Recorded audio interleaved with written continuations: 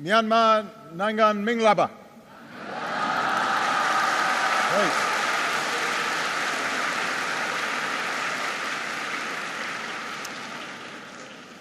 I am very honored to be here at this university and to be the first President of the United States of America to visit your country. I came here because of the importance of your country.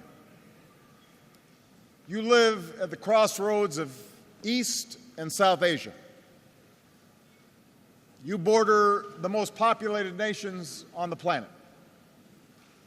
You have a history that reaches back thousands of years and the ability to help determine the destiny of the fastest growing region of the world. I came here because of the beauty and diversity of your country. I've seen just earlier today the golden stupa of Shwedagon and have been moved by the timeless idea of metta, the belief that our time on this earth can be defined by tolerance and by love. And I know this land reaches from the crowded neighborhoods of this old city to the homes of more than 60,000 villages, from the peaks of the Himalayas, the forests of Karen State, to the banks of the Irrawaddy River. I came here because of my respect for this university. It was here at this school where opposition to colonial rule first took hold. It was here that Aung San edited a magazine before leading an independence movement. It was here that U Thant learned the ways of the world before guiding it at the United Nations. Here, scholarship thrived during the last century, and students demanded their basic human rights.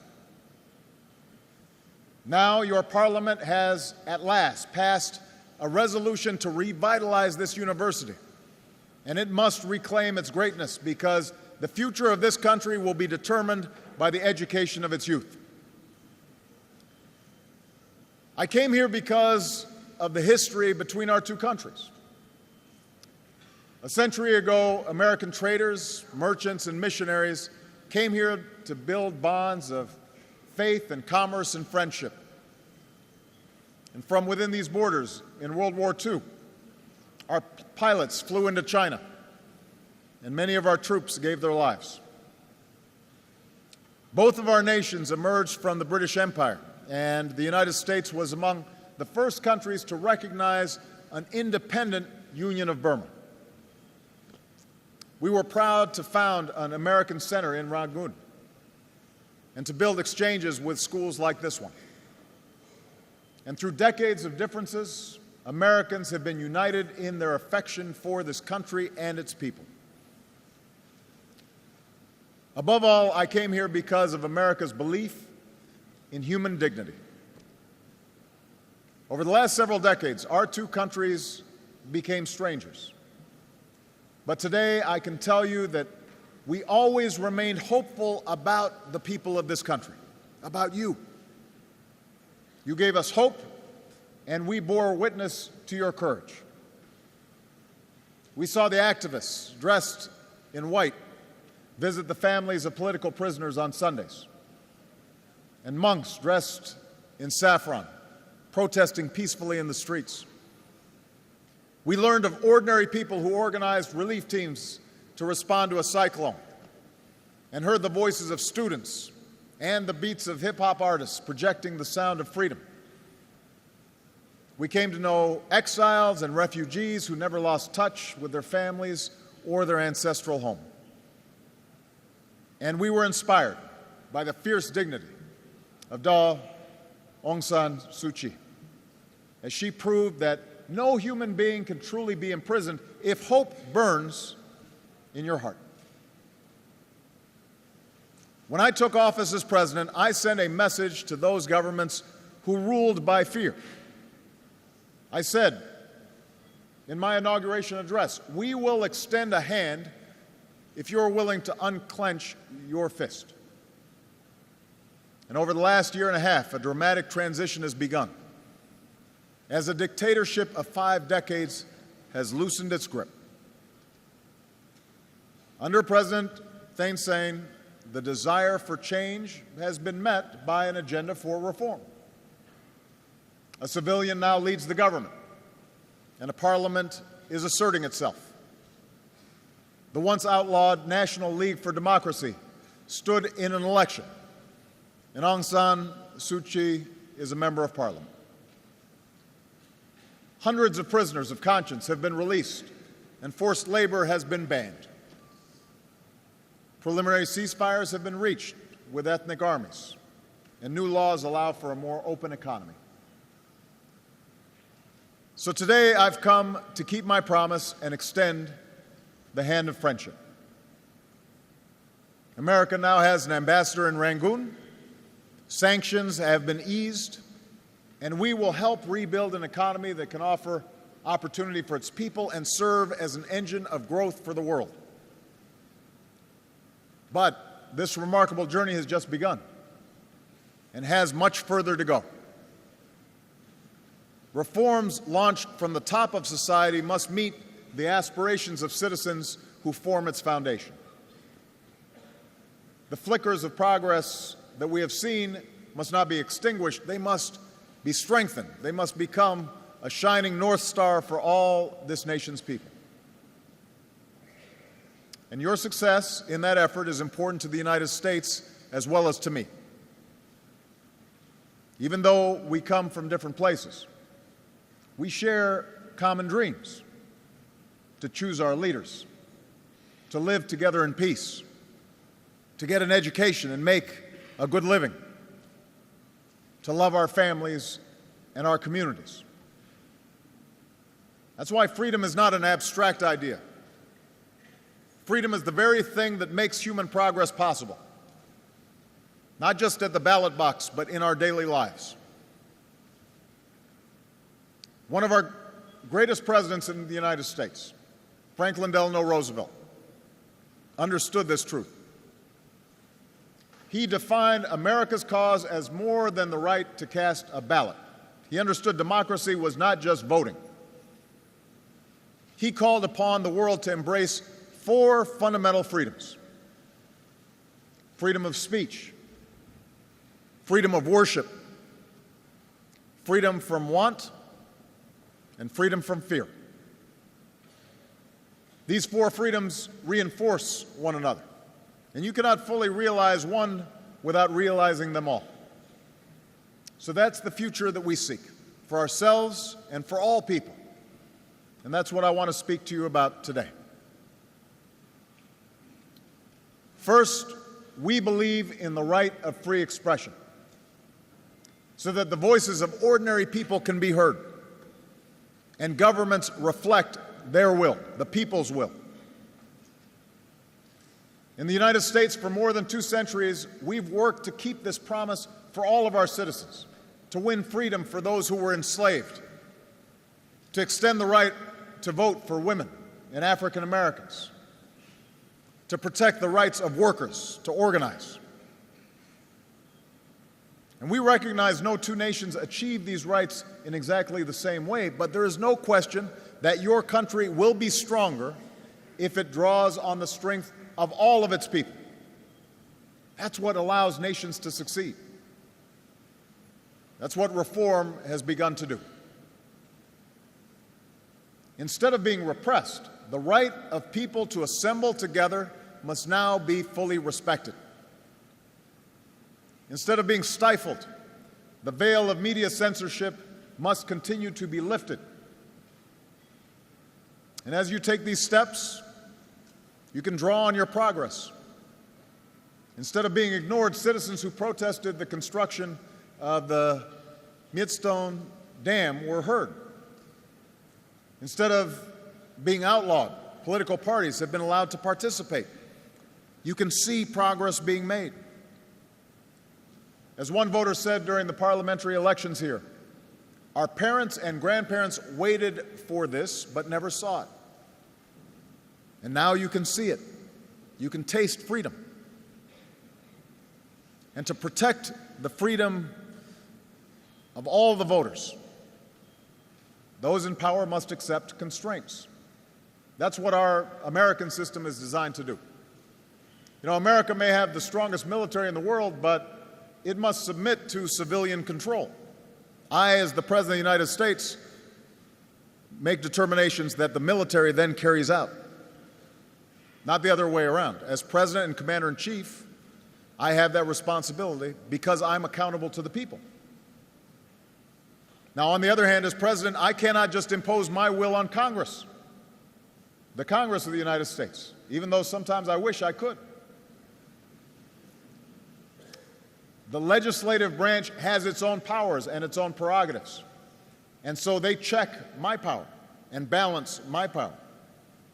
I appoint some of our judges, but I cannot tell them how to rule, because every person in America, from a child living in poverty to me, the President of the United States, is equal under the law. And a judge can make a determination as to whether or not I am upholding the law or breaking the law. And I'm fully accountable to that law. And I describe our system in the United States because that's how you must reach for the future that you deserve, a future where a single prisoner of conscience is one too many. You need to reach for a future where the law is stronger than any single leader because it's accountable to the people. You need to reach for a future where no child is made to be a soldier and no woman is exploited, and where the laws protect them, even if they're vulnerable, even if they're weak. A future where national security is strengthened by a military that serves under civilians, and a constitution that guarantees that only those who are elected by the people may govern. On that journey, America will support you every step of the way by using our assistance to empower civil society, by engaging your military to promote professionalism and human rights, and by partnering with you as you connect your progress towards democracy with economic development. So advancing that journey will help you pursue a second freedom, the belief that all people should be free from want. It's not enough to trade a prison of powerlessness for the pain of an empty stomach. But history shows that governments of the people and by the people and for the people are far more powerful in delivering prosperity. And that's the partnership we seek with you. You know, when ordinary people have a say in their own future, then your land can't just be taken away from you. And that's why reforms must ensure that the people of this nation can have that most fundamental of possessions, the right to own the title to the land on which you live and on which you work. When your talents are unleashed, then opportunity will be created for all people. America is lifting our ban on companies doing business here, and your government has lifted restrictions on investment and taken steps to open up your economy. And now, as more wealth flows into your borders, we hope and expect that it will lift up more people. It can't just help folks at the top. It has to help everybody. And that kind of economic growth where everybody has opportunity, if you work hard, you can succeed. That's what gets a nation moving rapidly when it comes to development. But that kind of growth can only be created if corruption is left behind. For investment to lead to opportunity, reform must promote budgets that are transparent and industry that is privately owned. To lead by example, America now insists that our companies meet high standards of openness and transparency if they're doing business here. And we'll work with organizations like the World Bank to support small businesses and to promote an economy that allows entrepreneurs, small business people, to thrive and allows workers to keep what they earn. And I very much welcome your government's recent decision to join what we've called our Open Government Partnership so that citizens can come to expect accountability and learn exactly how monies are spent and how your system of government operates. Above all, when your voices are heard in government, it's far more likely that your basic needs will be met. And that's why reform must reach the daily lives of those who are hungry and those who are ill and those who live without electricity or water. And here, too, America will do our part working with you. Today I was proud to reestablish our USAID mission in this country, which is our lead development agency. And the United States wants to be a partner in helping this country, which used to be the rice bowl of Asia, to reestablish its capacity to feed its people and to care for its sick and educate its children and build its democratic institutions as you continue down the path of reform. This country is famous for its natural resources, and they must be protected against exploitation. And let us remember that in a global economy, a country's greatest resource is its people. So by investing in you, this nation can open the door for far more prosperity, because unlocking a nation's potential depends on empowering all its people, especially its young people. Just as education is the key to America's future, it is going to be the key to your future as well. And so we look forward to working with you, as we have with many of your neighbors, to extend that opportunity and to deepen exchanges among our students. We want students from this country to travel to the United States and learn from us, and we want U.S. students to come here and learn from you. And this truth leads me to the third freedom that I want to discuss, the freedom of worship. The freedom to worship as you please, and your right to basic human dignity. This country, like my own country, is blessed with diversity. Not everybody looks the same. Not everybody comes from the same region. Not everybody worships in the same way. In your cities and towns, there are pagodas and temples and mosques and churches standing side by side. Well over 100 ethnic groups have been a part of your story.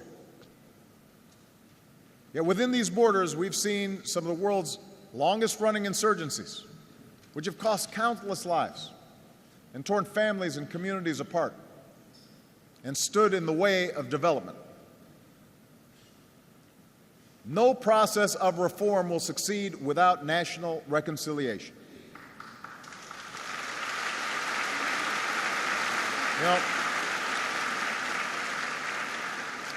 You now have a moment of remarkable opportunity to transform ceasefires into lasting settlements and to pursue peace where conflicts still linger, including Kachin State.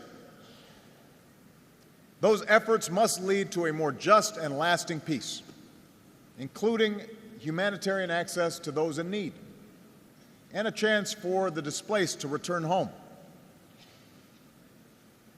Today, we look at the recent violence in Rakhine State that has caused so much suffering, and we see the danger of continued tensions there. For too long, the people of this state, including ethnic Rakhine, have faced crushing poverty and persecution. But there's no excuse for violence against innocent people. And the Rohingya hold within themselves the same dignity as you do and I do. National reconciliation will take time, but for the sake of our common humanity and for the sake of this country's future, it's necessary to stop incitement and to stop violence. And I welcome the government's commitment to address the issues of injustice and accountability and humanitarian access and citizenship. That's a vision that the world will support as you move forward. Every nation struggles to define citizenship. America has had great debates about these issues, and those debates continue to this day because we're a nation of immigrants, people coming from every different part of the world. But what we've learned in the United States is that there are certain principles that are universal. apply to everybody, no matter what you look like, no matter where you come from, no matter what religion you practice. The right of people to live without the threat that their families may be harmed or their homes may be burned simply because of who they are or where they come from. Only the people of this country ultimately can define your union, can define what it means to be a citizen of this country. But I have confidence that as you do that, you can draw on the diversity as a strength and not a weakness. Your country will be stronger because of many different cultures, but you have to seize that opportunity. You have to recognize that strength. I say this because my own country and my own life have taught me the power of diversity. You know, the United States of America is a nation of Christians and Jews and Muslims and Buddhists and Hindus and non-believers. Our story is shaped by every language. It's enriched by every culture. We have people from every corner of the world. We've tasted the bitterness of civil war and segregation. But our history shows us that hatred in the human heart can recede, that the lines between races and tribes can fade away. And what's left is a simple truth. E pluribus unum. That's what we say in America. Out of many, we are one nation, and we are one people. And that truth has time and again made our union stronger. It has made our country stronger. It's part of what has made America great. We amended our Constitution to extend the democratic principles that we hold dear. And I stand before you today as president of the most powerful nation on earth, but recognizing that once the color of my skin would have denied me the right to vote. And so that should give you some sense that if our country can transcend its differences, then yours can too. Every human being within these borders is a part of your nation's story, and you should embrace that. That's not a source of weakness, that's a source of strength if you recognize it. And that brings me to the final freedom that I'll discuss today, and that is the right of all people to live free from fear. In many ways, fear is the force that stands between human beings and their dreams. Fear of conflict and the weapons of war, fear of a future that's different from the past, fear of changes that are reordering our societies and our economy, fear of people who look different or come from a different place or worship in a different way. In some of her darkest moments, when Aung San Suu Kyi was imprisoned, she wrote an essay about freedom from fear. She said, "Fear of losing corrupts those who wield it. Fear of losing power corrupts those who wield it. And fear of the scourge of power corrupts those who are subject to it." That's the fear that you can leave behind. We see that chance in leaders who are beginning to understand that power comes from appealing to people's hopes, not people's fears. We see it in citizens who insist that this time must be different, that this time change will come and will continue. As Aung San Suu Kyi wrote, "Fear is not the natural state of civilized man." I believe that.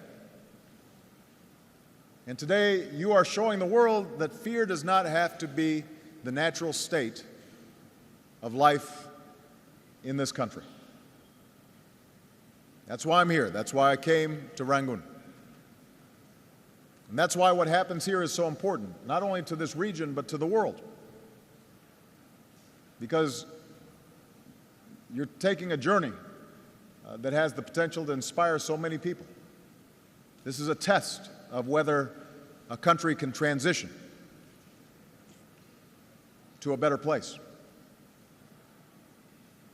The United States of America is a Pacific nation, and we see our future as bound to those nations and peoples to our west. And as our economy recovers, this is where we believe we'll find enormous growth. As we've ended the wars that have dominated our foreign policy for a decade, this region will be a focus for our efforts to build a prosperous peace. Here in Southeast Asia, we see the potential for integration among nations and people. And as president, I've embraced ASEAN for reasons that go beyond the fact that I spent some of my childhood in this region, in Indonesia. Because with ASEAN, we see nations that are on the move, nations that are growing and democracies that are emerging, governments that are cooperating, progress that's building on the diversity that spans oceans and islands and jungles and cities, peoples of every race and every religion. This is what the 21st century should look like if we have the courage to put aside our differences and move forward with a sense of mutual interest and mutual respect. And here, in Yangon, I want to send a message across Asia. We don't need to be defined by the prisons of the past. We need to look forward to the future.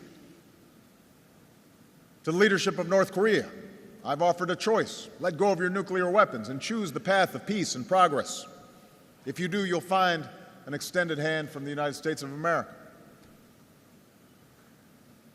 In 2012, we don't need to cling to the divisions of East, West, and North and South.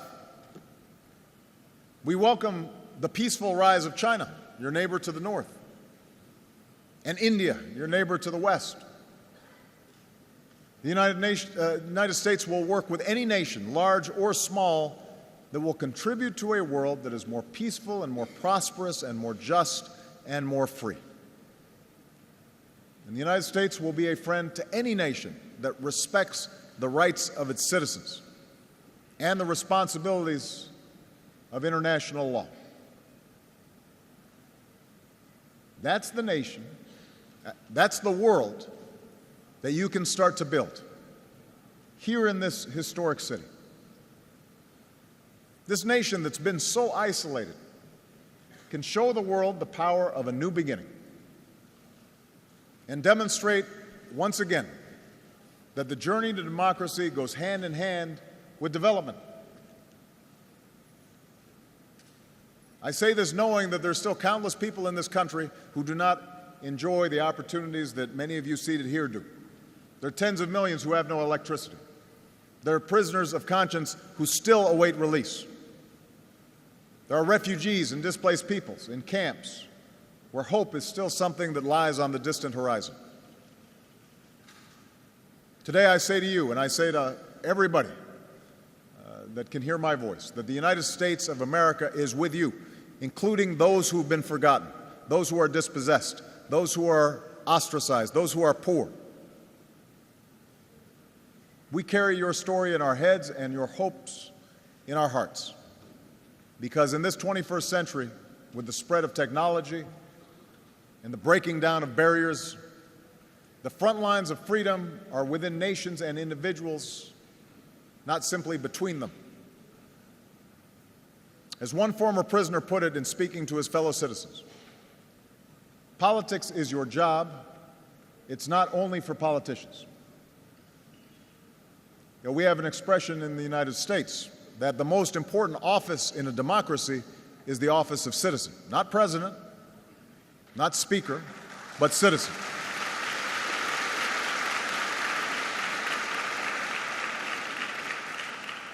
So as extraordinary and difficult and challenging and sometimes frustrating as this journey may seem, in the end, you, the citizens of this country, are the ones who must define what freedom means. You're the ones who are going to have to seize freedom, because a true revolution of the spirit begins in each of our hearts. It requires the kind of courage that so many of your leaders have already displayed. The road ahead will be marked by huge challenges, and there will be those who resist the forces of change. But I stand here with confidence that something is happening in this country that cannot be reversed. And the will of the people can lift up this nation and set a great example for the world. And you will have in the United States of America a partner on that long journey. So, Jesutin Bade. Thank you. Thank you.